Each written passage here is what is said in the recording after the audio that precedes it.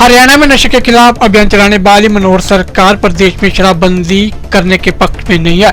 मुख्यमंत्री मनोहर लाल खट्टर ने कहा कि लोग नशे के खिलाफ खुदियों जबरदस्ती नशा नहीं छुड़ाया जा सकता। उन्होंने कहा कि शराबबंदी के केवल दुष्परिणाम होते हैं। साथ ही उन्होंने राज्य में विधानसभा चुनाव में भाजपा के खिलाफ सर्वे पर भी प्रतिक्रिया दी है। उन्होंने कहा कि इस तरह का कोई भी सर्वे हमारे पास नहीं है, लेकिन भाजपा पहले से बेहतर परफॉर्मेंस करेगी। मुख्यमंत्री मनोहर लाल खट्टर ने किसानों को भी दो टूक जवाब दिया। उन्होंने कहा कि किसान मंडियों में धान की फसल को सुखा कर लाए। अधिक जानकारी के लिए देखते रहे अजीत समाचार वेब टीवी।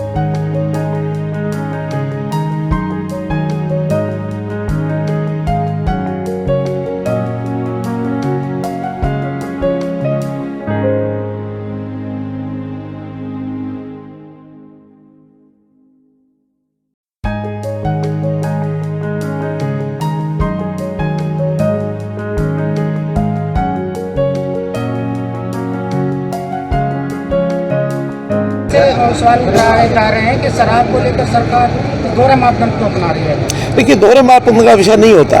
हम किसी चीज़ को फोर्सिबली बंद करने के हक में नहीं हैं, लेकिन जन जागरण के माध्यम से लोगों को हम तैयार करते हैं कि नशे से अगर वो मुक्त होंगे तो शराब कम बिकेगी, नहीं बिकेगी, हमको अच्छा लगेगा। लेकिन शराब को बंद करके हमने देख लिया है, बहुत प्रांतों ने देख लिया है, उस प्रकार से फोर्सिबली बंद करने के परिणाम अच्छे नहीं होते हैं। फिर उसका दुरुपयोग भी उन बातों का होता है। हमने भी 1996 से 98 हरियाणा में बंद करके देखा, लेकिन कितने उसके दुष्प्रभाव जो पड़े हैं। आज भी बहुत स्टेट्स उस प्रकार का कर रही हैं, लेकिन वो बंद हो नहीं पा रही है। हम चाहते हैं कि लोगों में जागृति पैदा करके उन चीज़ों से दूर किया जाए। चुनाव में जो सर्वे आया है उसमें जो बीजेपी की जो हार दिखाई गई है, कांग्रेस को बरस दिखाई गई है। राहुल गांधी पिछड़े वर्ग का जो है जो जनगणना उनकी और उनको अधिकार की बात है। ये किसी प्रकार का सर्वे ना तो हमको कोई जानकारी है ना हमको ये मिला है, और किसी राज्य में हार का कोई विषय नहीं है।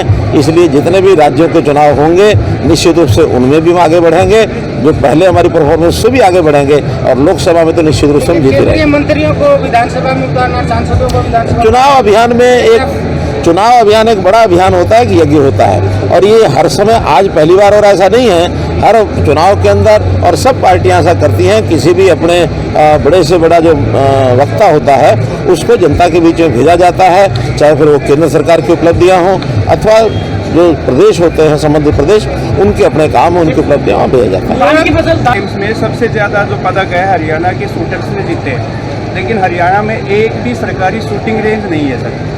मतलब सब ये हमारे लिए अच्छी बात है कि हमारे बच्चे सभी गेम्स में एशियन हो, ओलंपिक हो। देखिए एशियन गेम्स का विषय है, आपने ठीक विषय उठाया। बहुत जगह से हमारी पास डिमांड आई हुई है कि हम शूटिंग रेंज बनाएं। निश्चित रूप से बड़े शहरों के अंदर इस प्रकार का शूटिंग रेंज बनाने का हमारे स्पोर्ट्स डिपार्टमेंट का कार्यक्रम है, बहुत जल्दी उसके परिणाम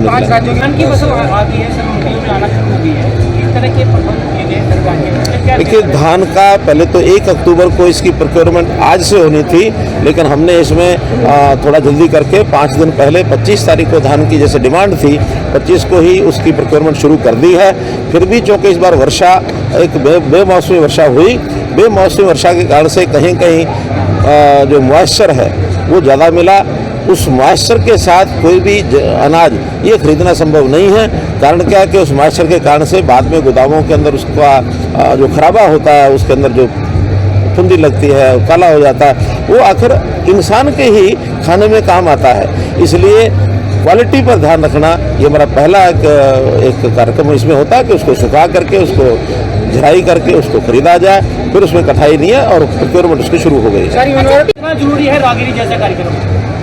मित्रों, जैसा हम देख रहे हैं कि जितना ऊहापोह का एक व्यक्ति का जीवन हो गया है, चाहे वो विद्यार्थी हो, चाहे जवान हो, चाहे वो हमारा वृद्ध आयु हो, चाहे महिला हो, पुरुष हो, ऐसे सब लोगों को कम से कम एक समय ऐसा होना चाहिए जब वो अपनी व्यक्तिगत चिंताओं से मुक्त होकर के ऐसे किसी सामाजिक कार्यक्रम में सांघिक तौर पर इकट्ठे मिल करके भाग ले, जिसमें विभिन्न यानी जो भी प्रक्रियाएं हैं, चीज़ें हैं, खेल हैं, मनोरंजन के साधन हैं, बाकी सब चीज़ें हैं, उसके अंदर वो भाग ले, उसको देखे, तो निश्चित रूप से उसके जीवन के अंदर एक सुंदरता आएगी, एक अच्छापन आएगा और वो अपने व्यक्तिगत ऊहापोह से तनाव से बाहर निकलेगा।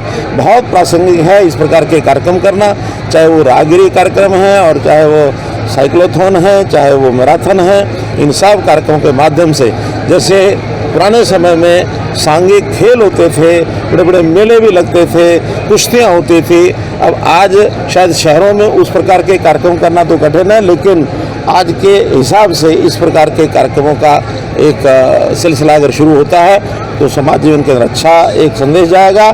आज मैं राहगिरी जो मारा रोहतक नाम से राहगिरी शुरू की गई है, इस राहगिरी के आयोजक जितने भी उन सबका बहुत बहुत आभार प्रकट करता हूँ। रोहतक का युवा लठ गाट दिया, ये रोहतक, ये मेरी जानी पहचानी धरती, ये शहर, ये गांव,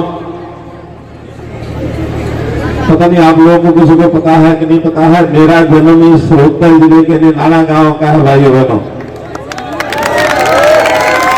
मेरी पढ़ाई इस गांव के बनियानी गांव आनंदपुर और कॉलेज की पढ़ाई निकम शर्मा गवर्नमेंट कॉलेज रोहतक की है भाइयों बहनों।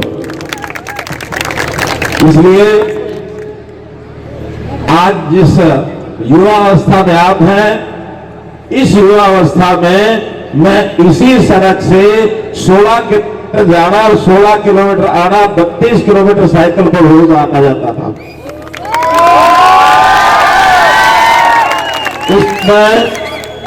उस समय अपने शरीर को स्वस्थ रखने के लिए, अपने मन को उत्साहित रखने के लिए शायद राहगिरी जैसे कार्यक्रम तो नहीं होते थे, लेकिन गांव की मिट्टी में कबड्डी खेलना, साइकिल लगाना, दौड़ लगाना, ये सामान्य बात होती थी। आज समय बदलने के बाद हमारे वो सारे प्रकार वो सब बदल गए। अच्छे अच्छे खेल आ गए, इंडोर खेल आ गए, राहगिरी जैसे, मैराथन जैसे कार्यक्रम आ गए।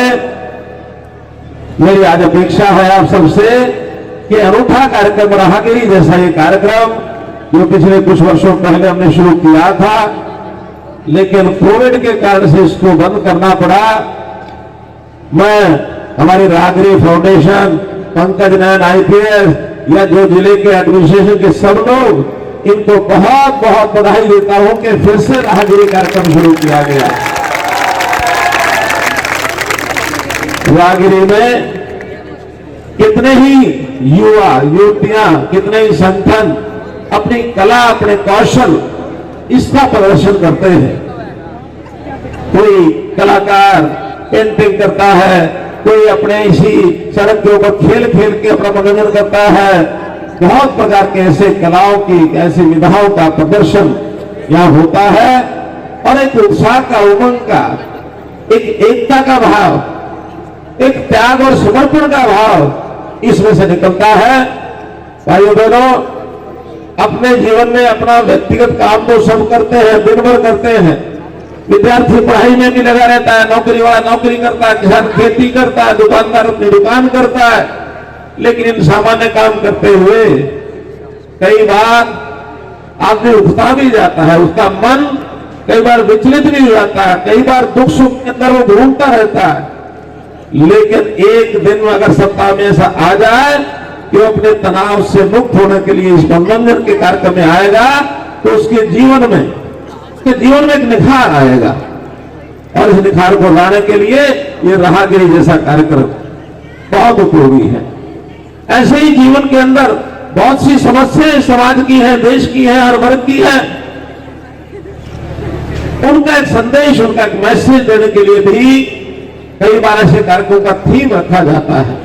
जैसे आज का उदाहरण मैं बताता हूं, जो ये रोहतक के युवाओं ने संकल्प किया है, रोड सेफ्टी, रोहतक की सड़क सुरक्षा, ये युवाओं को समर्पित की गई है। भाई बहनों, युवाओं को आप चाहोगे तो सड़क के नियमों का पालन करके और हम अपने जो जीवन को, हमारा जो अमूल्य जीवन है, अपना जो शरीर है, इसको सुरक्षित रख सकते हैं भाई बहनों। वरना देश में, प्रदेश में हजारों मौतें रोड एक्सीडेंट के कारण से होती हैं। लाखों लोग घायल हो जाते हैं, उनका जीवन अपंग हो जाता है, परिवार भी कई बार उनको संभाल नहीं पाता है। तो इस प्रकार के थीम के साथ आज ये राहगिरी यहाँ की है। हमने पिछले सालों में जब भी मैराथन राहगिरी कार्यक्रम किए तो कहीं बेटी बचाओ बेटी पढ़ाओ, कहीं पर्यावरण बचाने की बात, और अभी एक साइक्लोथॉन की, आपको पता है 25 दिन की यात्रा साइकिलों पर, जिसमें 1,60,000 लोगों ने साइकिल चला करके उसमें भाग लिया। उसका थीम था ड्रग फ्री हरियाणा, नशा मुक्त हरियाणा। आखिर युवाओं के जीवन को ये नशा ये समाप्त कर रहा, खराब कर रहा है। हमारा बड़ा भाई पंजाब, जिसकी चर्चा हर बार मैंने की, वहां का युवा बहुत ज्यादा इसके अंदर लिप्त हो गया है। मैंने तो उनको भी आह्वान किया है और कहा कि हरियाणा पंजाब मिल करके इस बीमारी से मुक्त होने के लिए एक साथ मिल करके काम करेंगे। हम लोग कोई सहायता हमारी चाहिए तो हम करेंगे। तो युवाओं को आह्वान करता हूं कि अपने जीवन के अंदर बुराई मत आने देना भाइयों बहनों। हमारे जीवन में कोई भी बुराई आ गई, आज तो क्षणिक छोटे मोटे किसी मन के किसी का, ये कह सकता हूं कि शायद उस मन में कोई लालच आ जाता है, किसी सुख का, कोई नशे का आदि अगर हो गया तो जीवन भर अपना शरीर तो खत्म होता ही होता है, परिवार का भी विनाश होता है और सारे समाज में भी एक बहुत बड़ा, जिसको कहना चाहिए, इस बीमारी के कारण से जो गिरावट आती है, समाज भी हमारा दूषित हो जाता है।